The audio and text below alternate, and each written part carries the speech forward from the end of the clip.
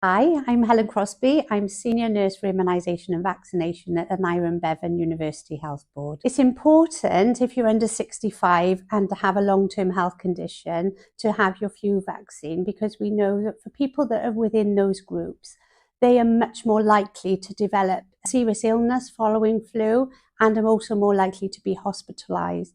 So getting the flu vaccine will help to prevent that. And it's also the safest and most effective way to protect yourself and your family. The flu vaccine is an inactivated vaccine. That means it cannot give you flu. However, afterwards, some people develop some mild cold-like symptoms.